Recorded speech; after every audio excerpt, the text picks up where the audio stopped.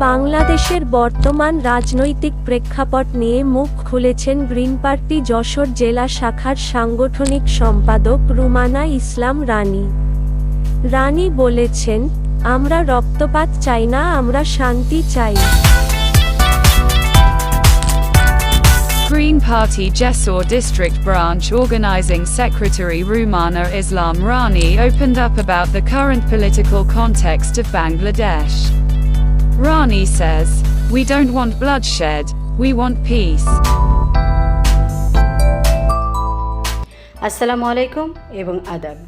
আমি রুমানা ইসলাম রানী, সাংগঠনিক সম্পাদক গ্রিন পার্টি যশোর শাখা থেকে বলছি। দেশের বর্তমান অবস্থা নিয়ে আমি মুখ খুলতে বাধ্য হচ্ছি। সম্প্রতি আমি দেখলাম আমাদের গ্রিন পার্টির ঢাকাস্থ নেতৃবৃন্দ একটি স্লোগানে রাজপথ মুখরিত করেছে, তা হলো আমরা রক্তপাত চাই না, আমরা চাই শান্তি। শুনে আমার খুব ভালো লেগেছে। আমিও তাদের সাথে সুর মিলিয়ে বলতে চাই, আমরা রক্তপাত চাই না, আমরা শান্তি চাই। তবে আমার একটি কথা, তা হলো সরকার ছাত্রদের আন্দোলন শান্তিপূর্ণভাবে সমাধান করতে পারত।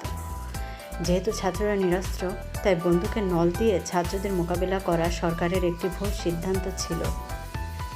গ্রিন পার্টির মাননীয় চেয়ারম্যান মানবিক বন্ধু গরিবের রাজু আহমেদ খান সে কথাই বলেছেন, ছাত্রদের দাবি সরকার পরে ঠিকই মেনে নিল, মাঝখানে এতগুলো প্রাণ গেল। অথচ এই ভয়ঙ্কর বুলেট অনেক শিশুকেও ক্ষমা করেনি। বহুতল ভবনের বাসাবাড়ির জানালায় ঢুকেছে ঘাতক বুলেট, যা সত্যি নির্মম। অথচ আজ বলা হচ্ছে এই গুলি কে মেরেছে, কে বা কারা প্রকাশ্যে গুলি করে পাখির মতো মানুষ মেরেছে তা দেশবাসী দেখেছে। এখন সময় এসেছে প্রকৃত অপরাধীদের বিচার করা। তাই দেশবাসীর প্রতি আমার অনুরোধ, আপনারা সাহস রাখবেন। আশা করি অন্যায়কারীর বিচার হবে, নিশ্চয়ই হবে।